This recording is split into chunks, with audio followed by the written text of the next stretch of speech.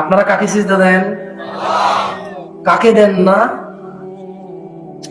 আরে আপনি সিজদা যখন দিচ্ছেন না, কাকে দিচ্ছেন না? সিজদার হকদার কে?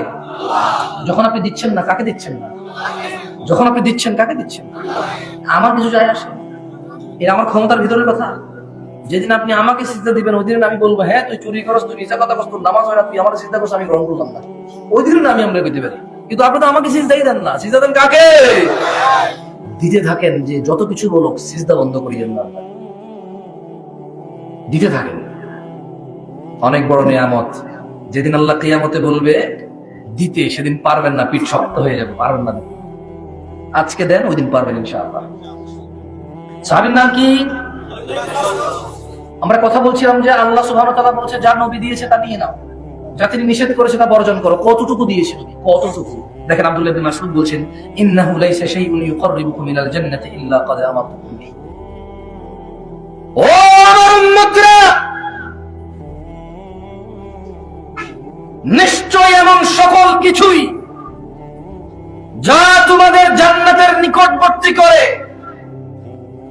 যা তোমাদের জান্নাতের কাছাকাছি নিয়ে যাবে, তার প্রত্যেকটি আমি আদেশ করেছি, একটাও বাদ দেই নাই। কিসের 2024 আর কিসের 2025? কিসের 2100 সাল আর 2200 সাল? কিসের আগামী 1000 বছর পরে 3000 সাল আসবে? কিসের আগামী 2000 বছর পর 4000 সাল আসবে? এখন 2024। কিসের আগামী 1 লাখ বছর পর 1 লাখ সাল আসবে? কিসের কি হিসাব করব? আব্দুল্লাহ ইবনে মাসউদ বলছেন, আল্লাহর নবী সাল্লাল্লাহু আলাইহি ওয়াসাল্লাম বলছেন, রাদিয়াল্লাহু আনহু বলছেন যে, ইন্নাহু লাইসা শাইউন ইউকাররিবুকুম ইলাল জান্নাহ। ও উম্মতরা, এমন কোন কিছুই নাই যা জান্নাতের কাছাকাছি নেই, ইল্লা ক্বাদ আমারতুকুম বিহি, অথচ আমি তোমাদের আদেশ করিনি এমন একটা বিষয় নেই যা জান্নাতে নিয়ে যাবে তোমাদের। ওয়ালাইসা শাইউন ইউকাররিবুকুম ইলান নার, এমন কোন কিছুই নেই যা তোমাদের জাহান্নামের কাছাকাছি নিয়ে যাবে, ইল্লা ক্বাদ নাহাইতুকুম আনহু, অথচ আমি মুস্তাফা, আমি রাহমাতাল লিল আলামিন, আমি ইমামুল আম্বিয়া, ইমামুল মুরসালিন, এমন কোন বিষয় নেই যা তোমাদের জাহান্নামে নিয়ে যাবে। নিষেধ করে দিয়ে এমন একটা বিষয় নেই।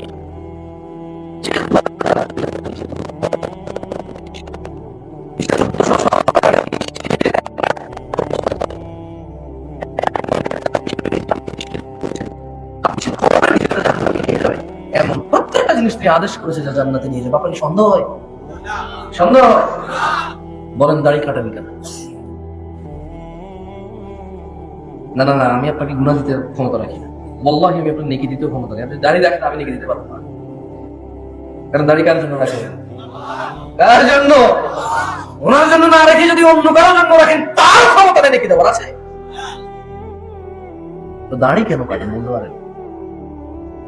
বলতে পারেন টাকুর নিচে প্যান্টটা কেন? ওয়াই? রিজনটা জানতে চাই। কি বেনিফিট হয়, কি বেড়ে যায়, কি অর্জন হয়, শুনতে চাই। কি মিস করতেছি আল্লাহ জানে টাকুর উপরে পড়ে। এই দাড়ি রেখে কি জানি মিস করে ফেলতেছি, জানতে ইচ্ছে করে।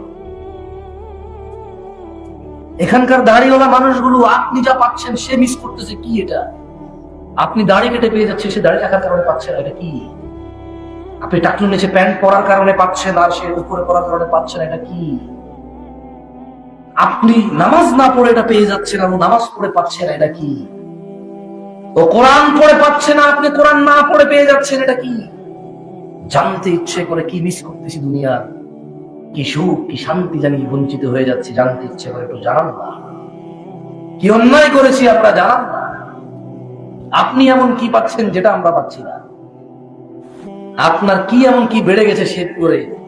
আমার কি এমন কি কমে গেছে? দাড়িওয়ালাদের কি এমন কি কমে গেছে? দাড়ি দেখে একটু শুনি না, জানতে ইচ্ছে করে। ভাই, কেন দাড়ি কাটেন? মোস্তফার ভালোবাসায়, ঠিক না? মোস্তফার ভালোবাসা দাড়ি কাটেন তো কার ভালোবাসায় কাটেন? কে বলেছে কাটবেন? আমি আজ পর্যন্ত কোন টেলিভিশনের নায়ক নায়িকা এরকম বলেছে, কেউ এরকম বলেনি যে অমুক নায়ক নায়িকা বলেছে দাড়ি কাট। আমি আজ পর্যন্ত শুনিনি যে কেউ বলছে যে অমুক দেশের অমুক নায়ক বলছে দাড়ি কাটো। হ্যাঁ, আমি বহু রেস্টুরেন্টের মালিককে বলতে শুনেছি তাদের স্টাফদেরকে যে দাড়ি কাটো, তোমার দাড়ি খাবারে পড়লে প্রবলেম হবে। আমি বহু অফিসিয়াল ডিউটি যারা করে চাকর বাকর, মানে খুব হাইলি অফিসিয়ালি কেউ না, 17,000 20,000 টাকা বেতন পায়, দাড়ি কাটতে হয় সপ্তাহে 2 বার, নাহলে চাকরি থাকবে না। এরকম কিছু লোকের কথা আমি শুনেছি।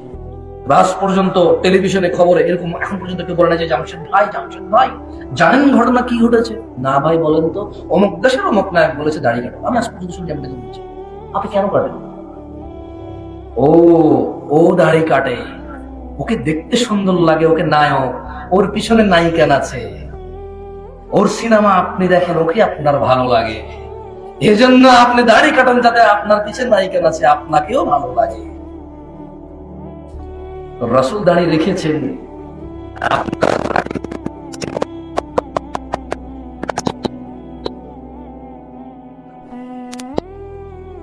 বয়সটা 20 বছর।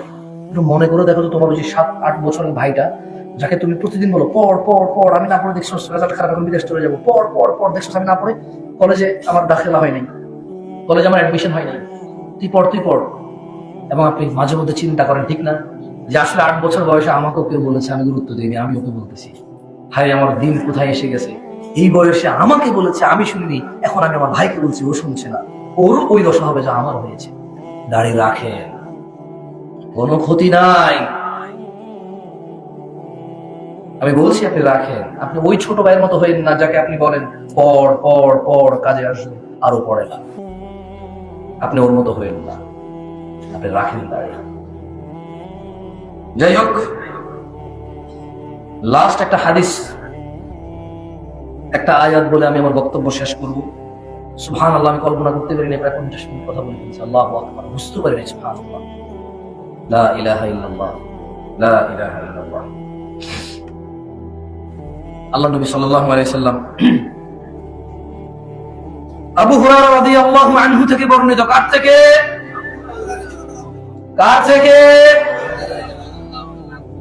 থেকে? সবাই বলেন, কার থেকে? আবু হুরায়রা রাদিয়াল্লাহু আনহু থেকে বলেন যে قال رسول الله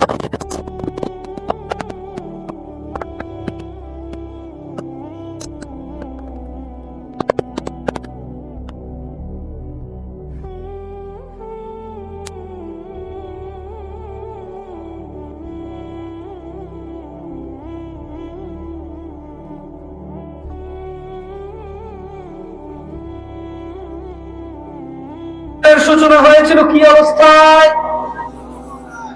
অপরিচিত অবস্থায়। কিসের সূচনা হয়েছিল? ইসলাম। তিনি বলছেন ওয়াসায়াউদু কামা বাদা গরীবা। অচিরে। কে বলছে এটা? না, আবু হুরায়রা তো বর্ণনা করছেন। কথা বলছে কি? সাল্লাল্লাহু। আর আপনার কথা বলে রাখি, যদি বলেন যে উনি যে বলছে, কেমনে বলছে, কিভাবে জানে? রব বলছে ওয়ামা ইয়ানতিকু আনিল হাওয়া ইন হুয়া ইল্লা ওয়াহয়ুন ইউহা। মুহাম্মদ সাল্লাল্লাহু আলাইহি সাল্লাম প্রবৃত্তির শিকার হয়ে কথা বলে না। যা ওহী হয়, যা আকাশ থেকে অবতীর্ণ হয় তাই বলে, এর বাইরে কিছু বলে না। এই জন্য আপনারা বিশ্বাস করা উচিত। উনি বলছেন ওয়াসায়াউদু কামা বাদা গরীবা। অচিরে ইসলাম অপরিচিত হয়ে যাবে। দেখেন, আপনি আপনার বিয়ে ছিলেন না, বলেন আপনার বিয়েতে ইসলাম করতে পারেন? বলেন আপনার মা আপনাকে কবে বলেছে আপনি ইসলাম?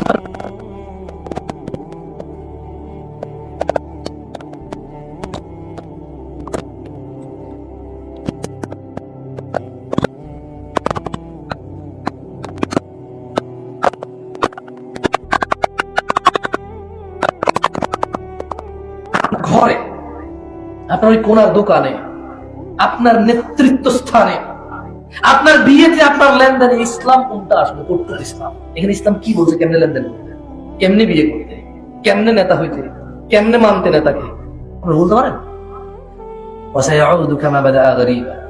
অপরিচিত হয়ে যাবে, আপনি জানেনই না কেমনে বিয়ে করতে হয়। রিয়েলি আসলে আপনি জানেন না, আপনি একটা মেয়ের সাথে জানা করেন এই উদ্দেশ্যে, কারণ আমি তোকে বিয়ে করবো, আমি তোকে কি করবো? মানে আপনি বলছেন যে না ভাই না, আমার চরিত্র তো খারাপ না, উল্টা পাল্টা পোলাপানের মতো, বাস একটা ভাই আজকে 3 বছর থেকে একজনের সাথে রিলেশন, ব্যাস। বাকিরা বুঝে না, এটা হাসতে পারতেছে না। যে একজন বুঝছে তো কমন করছে না ভাই, কমন। আরে না না, তোমার না, তোমার বন্ধুর। এবার হয়েছে খুশি? তো ও বলছে যে, মেয়ে বলছে যে না, চরিত্র একজনকে দিছি, একজনই বাস। ভাইয়ের বড় অভিজ্ঞতা মাশাআল্লাহ। আমার কাছে তো প্রশ্ন আসে, তাই আমি জানি আপনার কাছে কি আসে, প্রস্তাব। আমার কাছে কি আসে, আপনার কাছে প্রস্তাব আসে না। যাই হোক, তো বলছে যে শেখ, আমার এই পৃথিবী থেকে মরে যাওয়ার ইচ্ছা। বললাম লিখে কিছু জবাব দিলে, দেখি যে লিখতেছে, সালামের জবাব দিলে লিখতেছে, মানে ওই যে টাইপিং লেখা উঠেছে ডট ডট ডট ডট। এরপর লিখলো যে এই পৃথিবী থেকে কাকে বিশ্বাস করবো, বেঁচে থাকার ইচ্ছা চলে গেছে। তারপর আমি লিখলাম না, কারণ কি লিখি, এরপরে উল্টা পাল্টা ঝুলে গেলে বলবে যে অমুক হুজুরে বলেছে কঠোর করে, তাই অমুক মহিলা ঝুলে গেছে। আমার দরকার আছে মামলা খাবার, ওই মহিলা মরতে চেয়েছে, আমি চুপচাপ চিন্তা করতেছি, এটা রিপ্লাই দেওয়া যাবে না, কারণ বলা যায় না এদেশে কোন মানুষ কোন ফেসবুক পেজে লাইক দিছে ডক্টর জাকির নাকের চ্যানেলে বন্ধ হয়ে গেছে।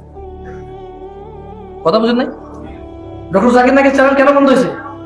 বাংলাদেশের কোন কে উল্টা পাল্টা করছে, তো বলছে যে এই লোকই আবার ডক্টর জাকির নাকের ফেসবুক পেজে লাইক করেছে, তা ওর ফেসবুক বন্ধ করে দাও, ওর চ্যানেল বন্ধ করে দাও।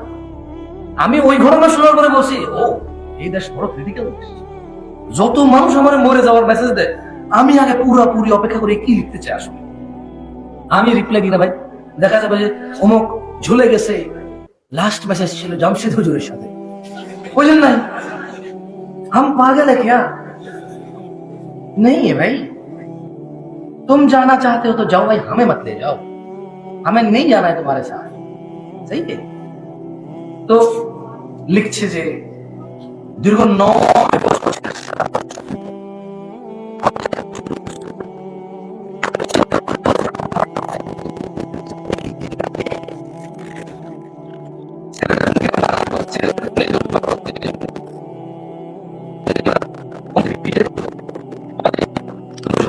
জঞ্জাল ফিতনা ফাসাদ থেকে সে আশ্রয় পাবে, তার জীবনটা সুখের হবে।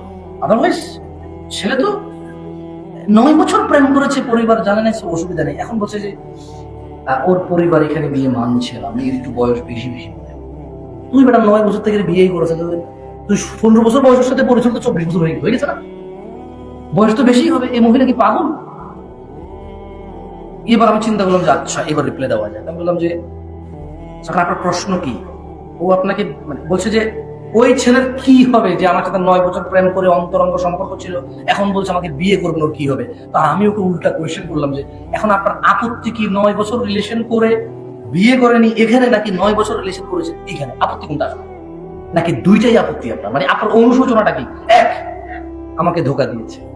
2, আমি 9 বছর জানা ব্যভিচারে লিপ্ত ছিলাম, মানে আপত্তিটা কোনটা? সে বলে যে আমার আপত্তি হলো ওই ছেলের কি গুনাহ হবে না আমাকে যে বিয়ে করে নেই? লিখছে আর কি। তো আমি লিখলাম যে মানে তার কি আপনাকে বিয়ে না করার গুনাহ নিয়ে আপনি চিন্তিত, নাকি আপনাকে বিয়ে না করে 9 বছর আপনার সাথে কথাবার্তা বাজে সম্পর্ক করেছে এইটা গুনাহ নিয়ে আপনি আপত্তি, নাকি দোনোটার গুনাহ নিয়ে আপনি আপত্তি? বললো যে বিয়ে করে না যেটা নিয়ে আমার। আমি বললাম ও আর কিছু বলি নাই ভয়ে, আমি বুঝে বললাম, পরে ঝুলে মলে গেল প্রবলেম। আমি বলেছি তওবা করেন, হারামের কোনো অধিকার থাকে না, হারামের কোনো কি থাকে না, হারামের কোনো দাবি দেওয়া থাকে না, জুলুমের দাবি থাকে। কিছু দাবি থাকে, জুলুম অত্যাচারের দাবি থাকে, যে সে জুলুম করেছে আমাকে আমার হক ফিরিয়ে দিই। সম্পর্কই হারামের অধিকার, দুইজনই অপরাধী। তাহলে আমাকে তওবা ইস্তেগফার করেন, ভালো হয়েছে 9 বছর থেকে এক ছেলে বিয়ে না করে এক মেয়ের সাথে কথা বলে এমন দুশ্চরিত্র মানুষের সাথে বিয়ে করার থেকে না করা আপনার জন্য ভালো। আর ওই ছেলের উচিত হবে আপনাকে বিয়ে না করা, কারণ একটা মেয়ে বিয়ে ছাড়া একটা পুরুষের সাথে 9 বছর কথা বলে, ওর গেরাত কোথায়? ওর কোথায় আত্মমর্যাদা? ওর কোথায় সতীত্ব? আর কোথায় ওর চরিত্র? আপনারা একে অপরের জন্য ভালো না, আপনি তওবা ইস্তেগফার ফিরে আসেন। যাই হোক, এরপর আমি একটা জিনিস আমার মাথায় আসলো, যেটা বলতে এই কাহিনী বললাম আপনাকে। পরে আমি ওই রাতে চিন্তা করলাম, আচ্ছা এখানে জিনা করা দোষের, গুনাহের, তবে যদি বিয়ের প্রতিশ্রুতি দিয়ে জিনা করে তাহলে it's okay bro, it's okay, totally fine. But বিয়ে করবো এটা বলতে হবে, প্লিজ প্লিজ প্লিজ প্লিজ। কি বলতে হবে যে ওগো ওগো ওগো প্লিজ বলো বিয়ে করবো, বিয়ে করবো, তাহলে জিনা করবো। সেটা বলবে কোরআন ছো কোরআন ছো কোরআন ছো, প্লিজ প্লিজ প্লিজ কোরআন ছো, আমার ছেড়ে যাবো না প্লিজ, বলো তওবা তফসি গানে দর্শি আজ বলে করতাম না, কোরআন মাথায় নাও, মসজিদ ছো। এরপরে আমার ওই যে এখন ওই যে বাংলাদেশে যে জাতীয় মসজিদ গুলো বানাইছে না প্রত্যেক জেলায় জেলায়, মসজিদ মডেল মসজিদ, ওখানে যে আবার ছবি তুলে বলতেছে ওয়াদা করো ছেড়ে যাবো না, লাস্ট পিক। ওয়াও, মসজিদকে সাক্ষী রেখে বলছে যে বিয়ে করবে। সো এখন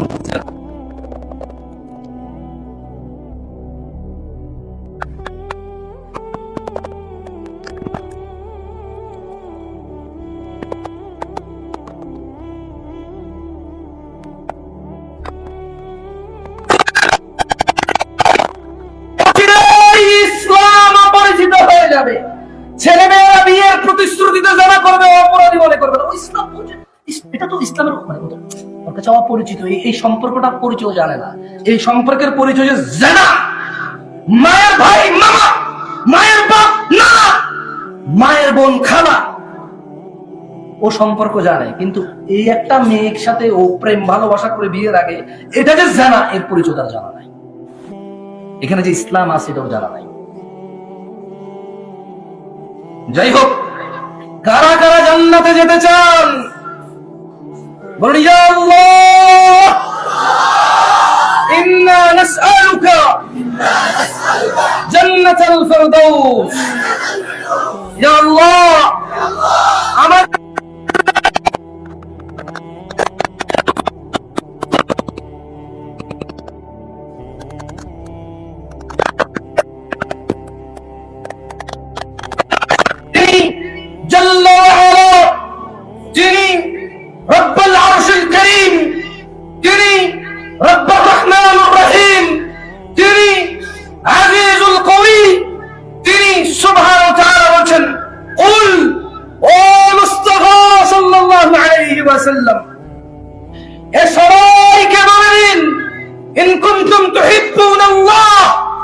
যদি তোমরা আল্লাহ আমাকে ভালোবাসো, সরি যদি তোমরা আল্লাহকে ভালোবাসো, কুল ইন কুনতুম তুহিব্বুনাল্লাহ, যদি তোমরা আল্লাহকে ভালোবাসো, ফাত্তাবিউনি, তাহলে আমি মুহাম্মাদের অনুসরণ করো। কি করো? কার কার?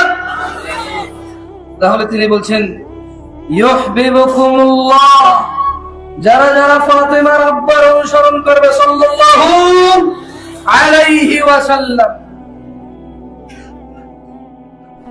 তাহলে আল্লাহ বলেন যে ইউহিব্বুকুমুল্লাহ, আরে তুমি যদি নবীর অনুসরণ করো, আল্লাহ নিজেই তোমাকে ভালোবাসে। ওয়া ইয়াগফির লাকুম যুনুবাকুম, আল্লাহ ভালোবেসে তোমার গুনাহ মাফ করে দেবে। আল্লাহু গফুরুর রহিম, আল্লাহু গফুরুর রহিম, আর আল্লাহ অত্যন্ত দয়ালু ক্ষমাশীল।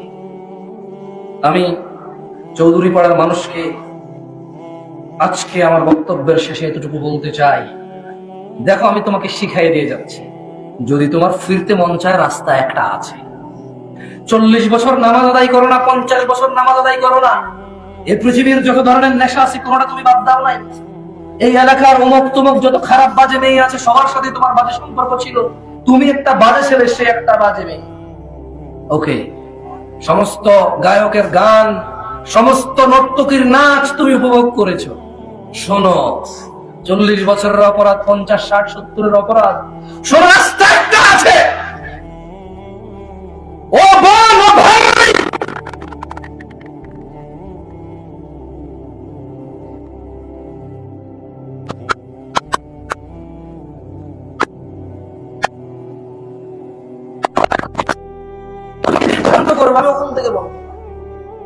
আমি তোমাকে কোরআন থেকে বলবো, সূরা ফুরকানের আয়াত থেকে।